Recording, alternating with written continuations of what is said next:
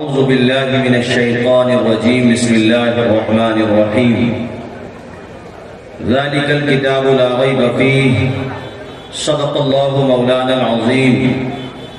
پورا مجمع ایک مرتبہ بآواز بلند کلمہ شریف پڑھے، لا الہ الا اللہ محمد رسول اللہ صلی اللہ علیہ وسلم۔ دنیا نظامت کا ایک مشہور و معروف چہرہ کرم فرما حضرت الیاس فیضی صاحب بہت ہی مختصر مگر جامع انداز میں نظامت کے فرائض انجام دے رہے ہیں۔ آپ کی سماعتوں کی دہلیز پر بہترین لب و لہجہ محترم علی فیضی صاحب کی شکل میں دستک دے رہا تھا، اور میرے بعد بھی آپ کو مشہور و معروف حضرت زین العابدین صاحب کو سماعت کرنا ہے۔ حضرات، کمیٹی کے حکم پر میں حاضر ہوں۔ حالات آپ دیکھ ہی رہے ہوں کہ اس وقت صحیح بات یہ ہے جتنے بھی ایشوز سامنے آتے ہیں ہماری نگاہیں ہر موقع پر رئیس اڑیسہ مجاہد ملت کو تلاش کرتی ہیں۔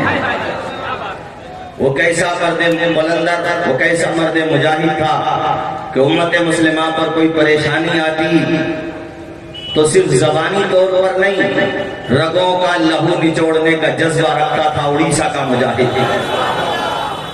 ایسا حوصلہ اور ایسا فولادی ارادہ کہ بڑے بڑے وقت کے طواغیت، بڑے بڑے فرائض، اپنے وقت کے بڑے بڑے قارون ان کے سامنے کھڑے ہونے سے ڈرتے تھے، جنہوں نے خاکساران حق کی شکل میں آپ کو ایک فوج عطا فرمائی۔ وہ ایسا عظیم سپوت آج ہماری آپ کی سب کی نگاہیں انہیں تلاش کرتی ہیں مگر وہ ہمیں نظر نہیں آتے۔ اے لوگوں، آج بھی جو ہو رہا ہے آپ سے کوئی ڈھکا چھپا نہیں ہے، سب جانتے ہیں آپ حضرات۔ قرآن مجید کے تعلق سے جو بکواسیں کی جا رہی ہے وہ بھی آپ اچھی طرح سے جانتے ہیں، مگر اپنے بزرگان دین کے سکھائے ہوئے راستے پر ہم چلتے رہیں گے اور دنیا والوں سے کہتے رہیں گے، اتراکھنڈ کی پہاڑی سے لے کر کے بنگال کی کھاڑی تک، اور بنگال کی کھاڑی سے لے کر کے اڑیسہ کی وادیوں تک، پورے بر صغیر میں نہیں، عالم اسلام میں، پوری دنیا میں ہم ان لوگوں کو جو ہمارے جذبات کے ساتھ کھیلتے ہیں، ہمارے عقائد کے ساتھ کھیلنے کی ناپاک کوشش کرتے ہیں، ہم ان لوگوں کو آئینہ دکھاتے رہیں گے اور بتاتے رہیں گے کہ ہزاروں آندھیوں کو ایک ہی طوفان کافی ہے، کبھی بھی آزما لے بازوؤں میں جان کافی ہے، اور برائی کی ڈگر پر کیا ہمیں دنیا چلائے گی، ہماری رہنمائی کے لیے قرآن کافی ہے۔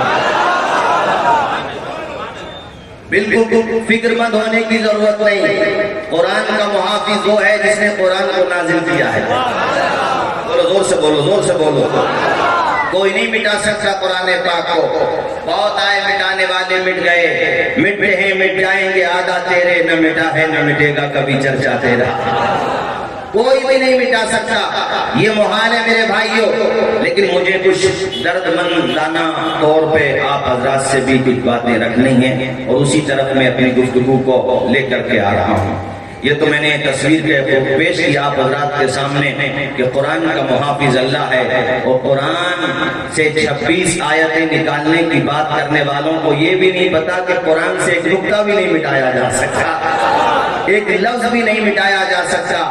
پوری دنیا کا مسلمان ڈنکے کی چوٹ پر کہتا ہے، اے قول محمد قول خدا، فرمان نہ بدلا جائے گا، بدلے گا زمانہ لاکھ مگر قرآن نہ بدلا جائے گا۔ فیضی صاحب، مجھے یاد آتا ہے سن 2008 میں یورپ کے اندر ایک فلم بنائی گئی تھی مسلمانوں کے جذبات کے ساتھ کھیلنے کے لیے۔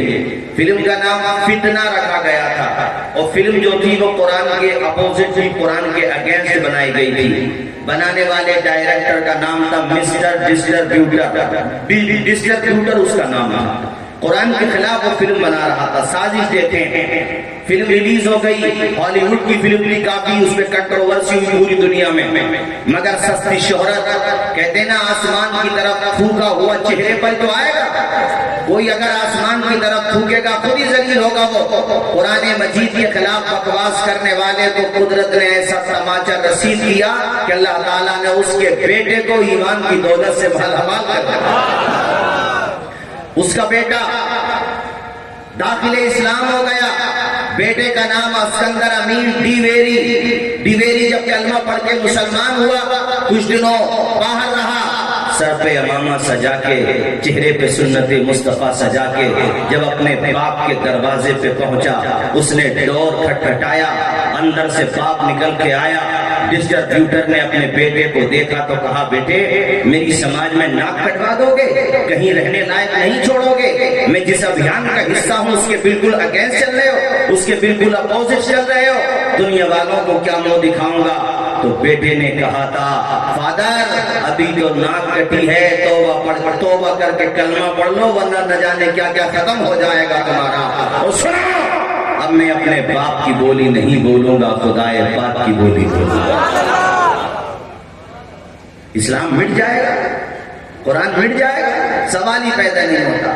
اللہ اللہ، اسکندر امین ڈیویری، اس کے بعد فادر نے گھر سے نکال دیا، مکان کا دروازہ بند کر دیا، چیخنے لگا، چلانے لگا، کہنے لگا میرے گھر پہ مت آنا، آج کے بعد تیرا میرا کوئی رشتہ نہیں، تیرا میرا کوئی سمپرک نہیں، پورے سماج میں تو نے میری بے عزتی کرا دی۔ اس کا بیٹا ہاتھ اٹھاتا جاتا تھا، نعرہ لگاتا جاتا تھا، بڑے پیارے انداز میں دنیا والوں کو بتا رہا تھا، اور اپنے باپ کے چہرے پہ اپنے اشعار کا تماچا رسید کر رہا تھا، گویا کہ وہ یہ کہتا جا رہا تھا، حق کا پیغام مٹ نہیں سکتا، دین کا نام مٹ نہیں، ہاتھ اٹھا کے بڑے، دین کا نام مٹ نہیں سکتا، ساری دنیا ہو ایک طرف پھر بھی، ساری دنیا ہو ایک طرف پھر بھی، میرا قرآن مٹ نہیں۔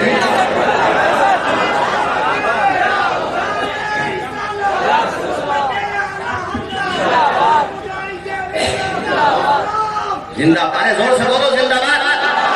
تم مجاہد ملت کے علاقے کے رہنے والے ہو، مجاہد بن کے جیو، حوصلہ رکھو، بولو قرآن، زور سے بولو قرآن، اسلام۔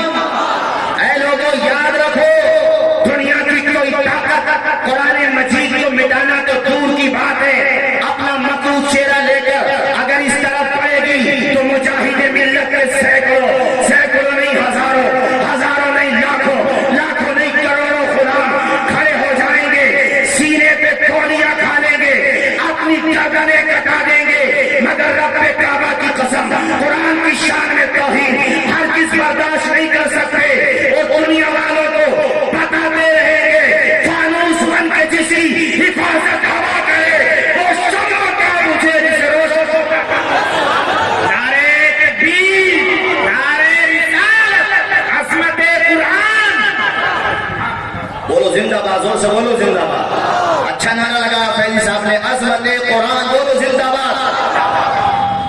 ارے حضرت ہم بچے تھے، ہم نے دیکھا بچپنے میں مساجد میں رمضان کے لیے مدارس سے رابطہ کرنا پڑتا تھا کہ بھئی حافظ سے تو رمضان میں تراویح ہونا ہے، ایک وہ دور تھا، اور ایک آج کا دور ہے، مسجدیں کم پڑ رہی ہیں، حفاظ اتنے ہو گئے۔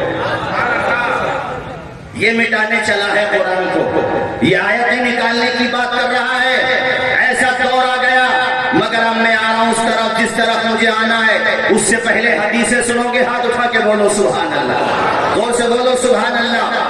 گلشن قدس کی بہاروں میں باغ جنت کا پھول لایا ہوں، عاشقوں بھر لو دامن دل کو، میں حدیث رسول لایا ہوں۔ مشکات شریف پیج نمبر 185 کی صدر 5 6 7 8 9 10 11 12 13 14 15 16 17 18 19 20 کی حدیث پاک، عن ابی ہریرہ قال وکلنی رسول اللہ صلی اللہ تعالی علیہ وسلم بحفظ زکات رمضان فاتانی آت فجعل یحسو من الطعام فاخذته وقلت لا ارفعنك الى رسول الله فقال انی محتاج وعلی عیال ولی حاجت شدیدہ الى آخر الحدیث۔ پورا مجمع میرے نبی کی حدیث کے نام پہ لب کھولے، دونوں ہاتھوں کو اٹھا کے بولے۔ مشکات شریف پیج نمبر 185 کی صدر 26 27 کی حدیث پاک، کتاب فضائل القرآن، عن انس قال ان رجلا قال یا رسول اللہ إني أحب هذه السورة قل هو الله أحد قال إن حبك إياها أدخلك الجنة مشکات شریف کتاب فضائل القرآن صفحہ نمبر 184 کی 17 23 24 25 26 27 کی حدیث پاک عن ابی امامہ قال سمعت رسول اللہ صلی اللہ علیہ وسلم يقول اقرأوا القرآن فإنه يأتي يوم القيامة شفيعا لأصحابه اقرأوا الزهراوين البقرة وسورة آل عمران فإنهما تأتيان يوم القيامة كأنهما غمامتان أو غيايتان أو فرقان من غير سباب تحاجان أصحابهما پورا مجمع میرے نبی کی حدیث کے نام پہ دونوں ہاتھوں کو اٹھا کے بول دے اور زور سے قرآن کو مٹانے کی بات کرنے والوں چہرے دیکھو بگڑ جائیں گے تم مٹاؤ گے قرآن کو ابے قرآن کو تو تمہارا باپ ابو جہل نہ مٹا پایا حضرت ایک نئی بات میرے سامنے آئی میں ضیاء النبی علامہ پیر کرم شاہ زری کی لکھی ہوئی کتاب ہے پڑھ رہا تھا فیضی صاحب سنے حیرت میں پڑ گیا یہ ابو جہل ایک نمبر کا آتنکوادی دن میں دوسروں کو منع کرتا قرآن نہ سنو گے تو جادو ہو جائے گا معاذ اللہ محمد کے قریب نہیں جاؤ ورنہ تم پہ جادو کر دیں گے تم انہی کے ہو جاؤ گے میں حیرت میں پڑ گیا دن میں منع کرتا تھا رات میں جب سو جاتے تھے تو خود جا کر کے چپکے سے سنتا تھا ایک دن سن رہا تھا رات میں حضور پاک کے مکان کی دیوار پہ کان لگا کے اسی کے سنگٹھن کے ایک آدمی کا ہاتھ لگا اس نے کہا بھئی اس وقت رات میں کون 1 یا 2 بجے کا ٹائم ہوگا لگ بھگ کون ہے اس وقت اس نے کہا میں عمرو ابن ہشام تو کون ہے کہا میں اخنس ابن شریف کیا کر رہا رات میں یہاں تو اخنس بولا تو کیا کر رہا ہے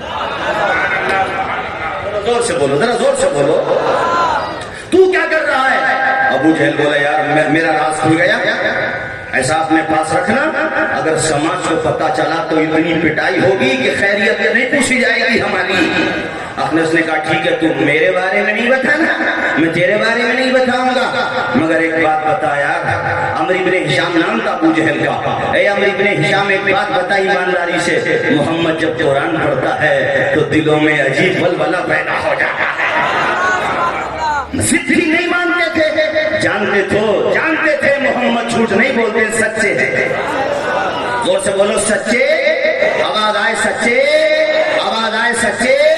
اس میں ایک حدیث اور یاد آئی وہ بھی سناؤں گا فکر نہ کریں تیزی کے ساتھ بہت تیزی کے ساتھ سناتا رہوں گا اس کو یہ حدیث پاک بھی سن لو مشکات شریف کے بخاری شریف کے اندر یہ حدیث پاک ہے عن عبداللہ ابن مسعود قال انطلق سعد بن معاذ معتمرا قال فنزل على أمية بن خلف أبي صفوان وكان أمية إذا انطلق إلى الشام فمر بالمدينة نزل على سعد فقال سعد أمية عن عبد الله بن مسعود قال انطلق سعد بن معاذ معتمرا قال فنزل على أمية بن خلف أبي صفوان وكان أمية إذا انطلق إلى الشام فمر بالمدينة نزل على سعد إلى آخر الحديث پورا مجمع میرے نبی کی حدیث کے نام پہ لب بولے آواز سے بولے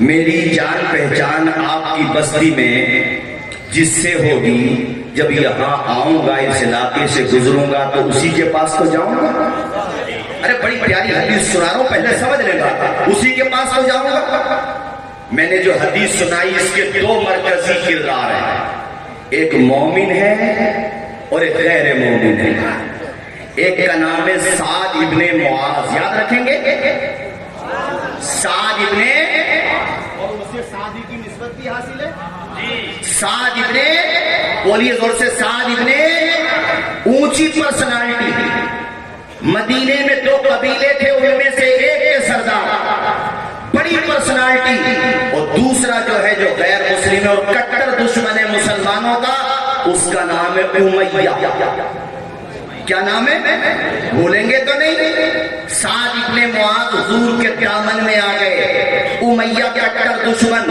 سعد ابن معاذ رہتے مدینے میں امیہ رہتا ہے مکے میں مگر دوستی چلی آ رہی تھی پرانی اب یہ جو امیہ جب جاتا تھا ملک شام کو تجارت کے لیے تو راستے میں پڑتا تھا المدینہ. سبحان اللہ. زور سے بولے کیا پڑھتا تھا, آواز آئے؟ ارے سنو انشاءاللہ ایمان تازہ ہوگا, دھیان سے سنو. راستے میں پڑھتا تھا مدینہ. تو کس کا مہمان بنے گا جب جان پہچانے تھے ساتھ سے؟ اب ساتھ جب مکہ آئیں گے تو مکہ میں جان پہچانے کس سے؟ امیہ سے. مسلمان تو ہجرت کر کے مدینہ جا چکے ہیں. ساتھ کہتے میرا دل چاہا میں خانے کعبہ کا طواف کرنے جاؤں. یہ وہ دور تھا جب ہجرت کر کے اللہ والے چلے گئے تھے مدینہ کو. مکہ کی سوسائٹی میں تو بلند آواز سے کلمہ پڑھنا بھی دنڈنی اپرادھ تھا. کوئی زور سے کلمہ پڑھتا تھا تو پٹائی کر دیا کرتے تھے. کہتے سعد ابن معاذ میں پہنچ گیا مکہ اور جانے کے بعد رکا امیہ کے گھر. امیہ نے کبھی کیسے آنا ہوا تمہارا اچانک؟ کہ میں تیری خیریت تو نہیں آیا ہوں, اللہ کے گھر کے طواف کو آیا. ذرا زور سے زور سے زور سے. تو امیہ کہنے لگا یار دیکھ سعد ایک بات سن لے, تیرا دھرم الگ میرا الگ. تو ادھر کا بڑا چہرہ ہے, میں ادھر کا بڑا چہرہ ہوں. اگر میں تیری سپورٹ کروں گا طواف کرانے میں تو مکہ کے لوگ ناراض ہو جائیں گے مجھ سے اور کہیں گے اپنوں کو طواف کرا رہے ہو, دوسروں کو منع کرتے ہو. تو سعد ابن معاذ نے کہا امیہ کان کھول کے سن, محمد کا غلام ہوں, طواف کرنے آیا ہوں تو طواف کیے بغیر جاؤں گا نہیں. یہ مت دیکھ کہ میں اکیلا آیا ہوں, یہ دیکھ کہ ایمان کی دولت ساتھ. اس سے پتا چلا حق والا کہیں پر بھی رہے گا نہیں ہے. بولو بولو بولو. امیہ کا بھی دوستانے کا معاملہ تھا. اس نے کہا چل ٹھیک ہے ایسا کر, دوپہر میں سب لوگ اپنے اپنے مکانوں میں جا کے سو جاتے ہیں. جب سب سو رہے ہوں گے ٹھیک 12 بجے تب تو طواف کر لینا. یار تیرا بھی کام ہو جائے گا, میری بھی بات رہ جائے گی, کسی کو کانوں کان پتا نہیں چلے گا. مگر ہوتی کو کون ڈالے؟ وہ لے کے چلا اور دن کے 12 بجے تھی جب وہ طواف کرنے لگے. حضرت سعد ابن معاذ امیہ دروازے پہ کھڑے ہو کر کے چاروں طرف دیکھ رہا تھا کہ کوئی آ نہ جائے, میری بات خراب نہ ہو جائے. ادھر وہ اللہ کے گھر کا طواف کر رہے تھے, چکر لگا رہے تھے. اتنے زمانے کے بعد کعبے کو دیکھا تھا, آنکھوں میں آنسو آ رہے تھے. یا اللہ وہ دن کب آئے گا جب محمد الرسول اللہ اپنے غلاموں کو ساتھ لائیں گے, دوبارہ سے ساتھ لائیں گے اور یہاں پر جو ہے یہ غیر شرعی چیزیں اس کو ختم کریں گے. اللہ اللہ. ادھر امیہ باہر کھڑا تھا, دیکھ رہا تھا اور زور زور سے کہہ رہا تھا ایسا جلدی سے طواف کرو, جلدی سے طواف کرو. سعد نے کہا خاموش کھڑے رہو, اتنے زمانے کے بعد اللہ کا گھر دیکھا ہے, مجھے دل کے ساتھ طواف کرنے دے. اب طواف چل رہا تھا, آنے والا آ گیا. جس کا ڈر تھا کون آیا؟ ابو جہل. آواز آئے کون آیا؟ ابو جہل. ابو جہل نے دور سے دیکھ کر ہی پہچان لیا یہ تو کوئی محمدی لگ رہا ہے, یہ تو کوئی محمد عربی کا دیوانہ لگ رہا ہے. سعد ابن معاذ طواف کر رہے ہیں, امیہ دروازے پہ کھڑا ہے, ابو جہل آ رہا ہے. ابو جہل کو جب امیہ نے دیکھا تو پیروں تلے زمین کھسک گئی کہ اب اپنائی میری بھی ہوگی اور مجھ سے پوچھے گا یہ دوستی نبھا رہا ہے یا دھرم نبھا رہا ہے, یہ کر کیا رہا ہے. وہ روکنے لگا ابو جہل کو کہ رکو یار رکو. ابو جہل نے کہا یہ ہے کون وہ طواف کر رہا؟ وہ اندر پہنچ گیا, جا کر کے کہنے لگا من ھذا الذی یطوف بالکعبہ, یہ کون ہے جو خانے کعبہ کا طواف کر رہا ہے؟ تو اللہ کے نبی کا صحابی ڈرا نہیں, خوف نہیں کھایا, آپ نے جھوٹ نہیں بولا بلکہ سینے پہ ہاتھ مار کے کہا انا سعد. او کان کھول کے سن لے جہالت کے باپ, تیرے سامنے جو کھڑا ہے وہ نبی کا غلام سعد ابن معاذ.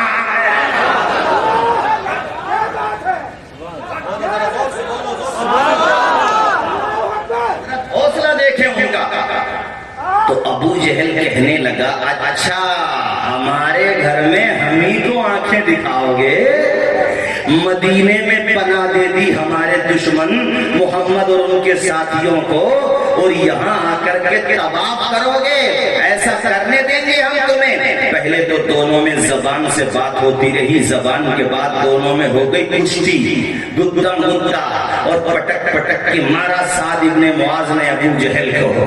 ابو جہل جب پٹنے لگا, اب تک امیہ خاموش کھڑا تھا, اس کے تو نیٹ ورک ہی غائب ہو گئے تھے. ایک طرف دوستی ہے اور ایک طرف دھرم کا معاملہ آ گیا, اب کروں کیا؟ اتنے ہی میں سعد ابن معاذ سے امیہ اب کہتا ہے, اے سعد ابن معاذ دیکھو تم زبان نہ لڑاؤ, تم ایسا نہ کرو, یہ ہمارے علاقے کے سردار ہیں. تو حضرت سعد ابن معاذ نے کہا ابو جہل سے اور امیہ سے, چل ٹھیک ہے مت کرنے دو طواف, لیکن ملک شام جب تجارت ہو جاؤ گے تو راستہ مدینے ہو کے جاتا ہے. مدینے کو جب آؤ گے تو خیریت پوچھیں گے ہم, تب بتائیں گے تمہیں, ہمارا بھی اثر و رسوخ ہے, وہاں ادھر آؤ گے تو دیکھیں گے. امیہ پھر بول پڑا. امیہ جب بار بار بولا تو سعد ابن معاذ بولے, امیہ تو مت بول, تیرے بارے میں نے حضور سے سنا ہے کہ تو حق والوں کے ہاتھوں مارا جائے گا. اتنا جب اس نے سنا, اب سنو وہ جہاں پہ میں لانا چاہ رہا تھا. امیہ نے کہا کس نے کہا میرے بارے میں؟ تمہارے نبی محمد نے کہا, انہوں نے کہا کہ تو حق والوں کے ہاتھوں مارا جائے گا. اتنا جب سنا امیہ نے تو گردن جھکا لی, ایک ہی بات کہتا جاتا تھا, واللہ لا یکذب محمد اذا حدث, اللہ کی قسم محمد جب بھی بولتے ہیں سچ بولتے ہیں. دشمن ہے مگر پیارے نبی کی بات کی گواہی دے رہا ہے, صداقت کی گواہی دے رہا ہے. اے میرے عزیزان گرامی مسلمان بھائیوں, دیکھو یہ ہے ہمارے نبی کی شان کہ دشمن بھی کہہ رہا ہے کہ محمد کبھی نہیں بولتے. نئے نعت اور مشاعرے کے لیے ایم جے میڈیا نیو کو سبسکرائب کریں اور اس بیل آئیکن کو دبائیں تاکہ ویڈیوز دیکھ سکیں آپ سب سے پہلے.